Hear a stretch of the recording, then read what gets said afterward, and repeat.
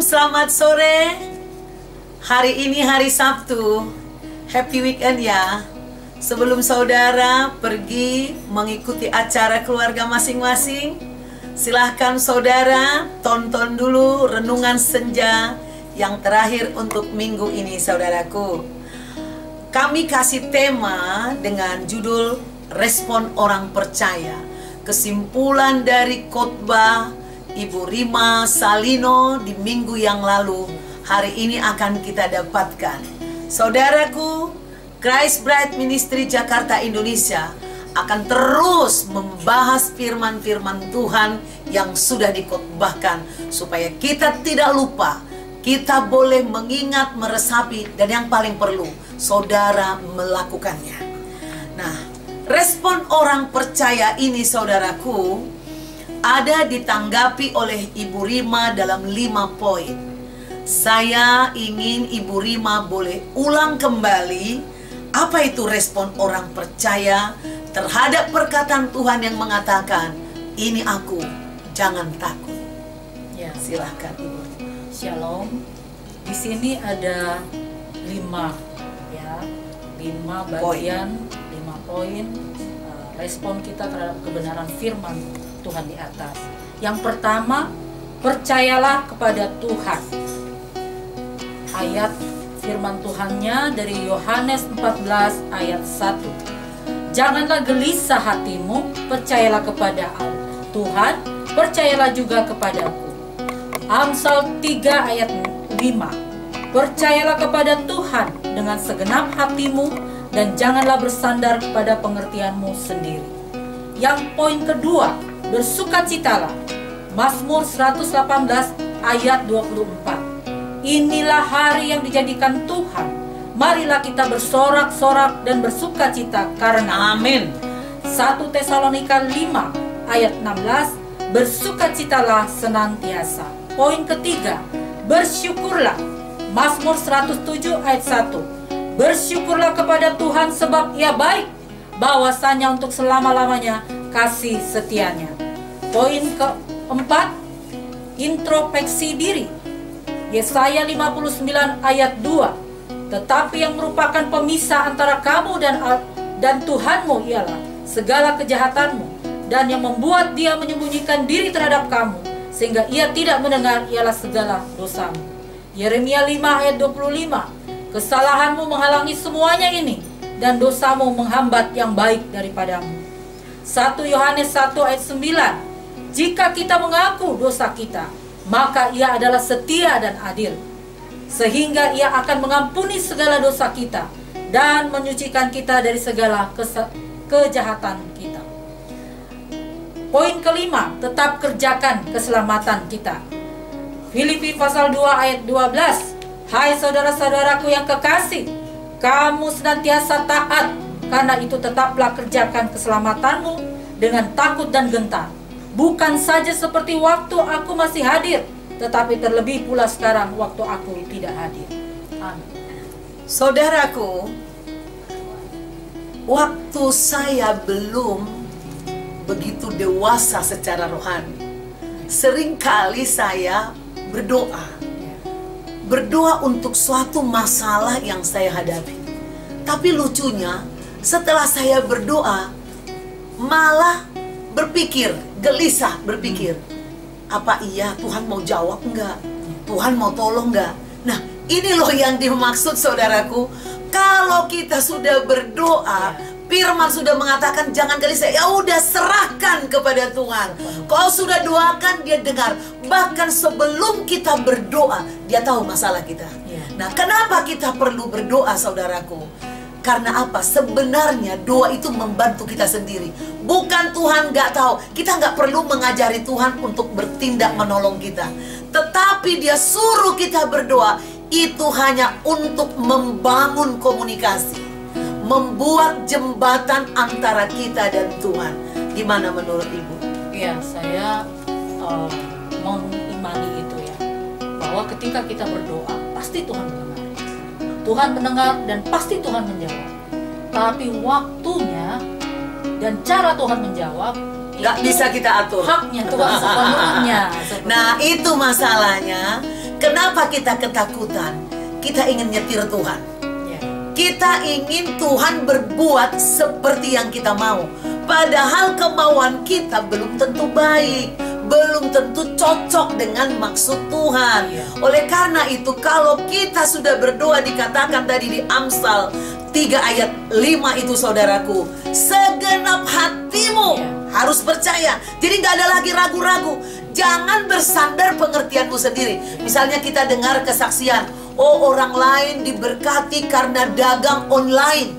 Lalu kita memaksakan, Tuhan, kalau dia bisa, aku juga harus dagang online. Padahal mungkin Tuhan punya rencana memberi kita bukan dagang online. Mungkin lewat jual beli rumah, properti, atau juga mungkin kita usaha yang lain.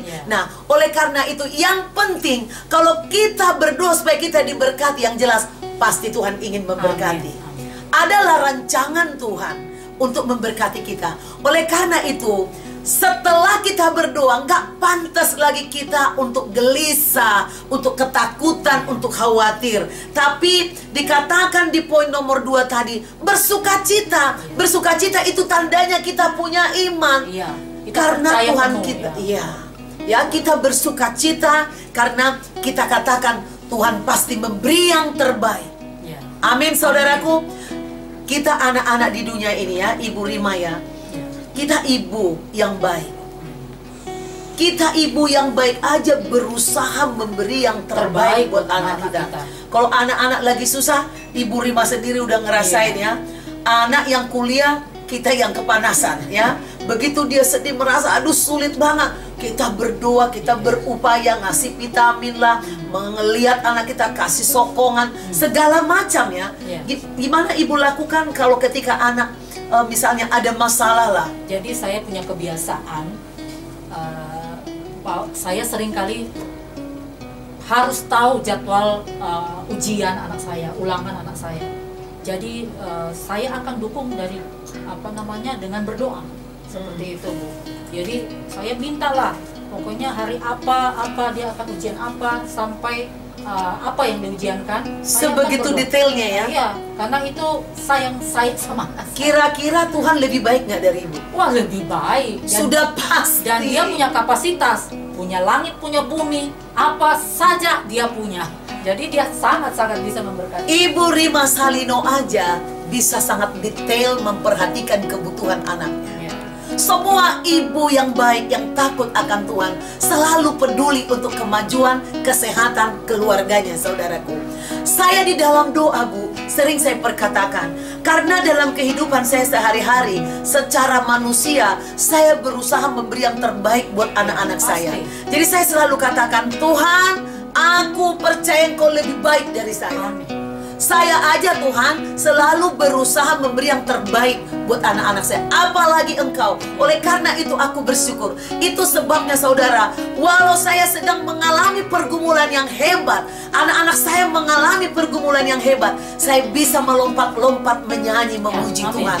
Itu kenapa Daud dibenarkan oleh Tuhan. Tuhan berkenan kepada Daud dalam keadaan perang, dalam keadaan dia bisa menari-nari buat Tuhan. Itu loh saudaraku. Nah ini kemudian setelah bersukacita, bersyukur. Kalaupun ada masalah, katakan aku percaya dengan masalah ini, aku percaya dan aku bersyukur Tuhan pasti memberi mujizat yang lebih besar.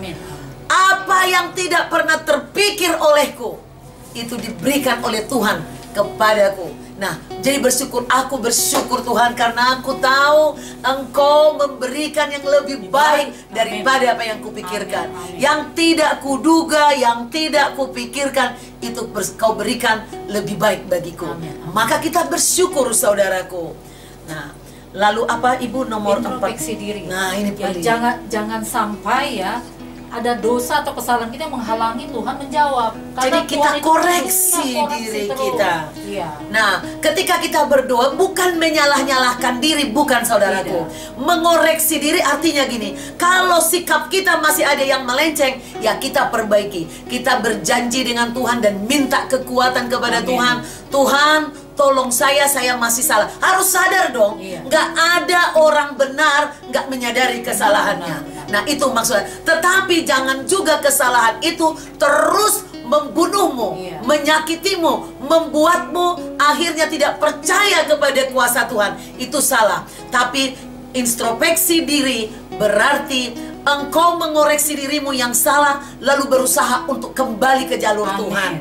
Itu yang namanya. Maka juga dikatakan, tetaplah kerjakan keselamatan.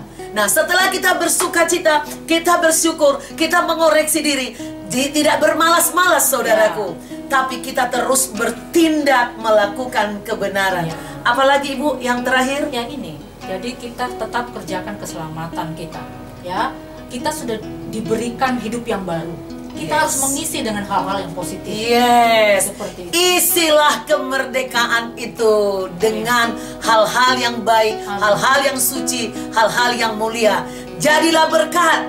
Setelah engkau diberkati, engkau memberkati banyak orang. Saudaraku, saya percaya ketakutan dan kekhawatiran tidak ada lagi dalam hidup kita. Itulah sebabnya penting setiap hari kita mengulas, membahas firman Tuhan yang kita dapat dalam setiap hari Minggu. Jika saudara terberkati dengan ulasan firman Tuhan melalui renungan senja ini, silakan saudara klik di YouTube saudara, Christ Bride Ministry. Dan saudara like, saudara subscribe, saudara komen, dan juga share ke banyak orang. Sampai jumpa di khotbah yang baru lagi untuk hari Senin. Tuhan Yesus memberkati saudara. Shalom. God bless you.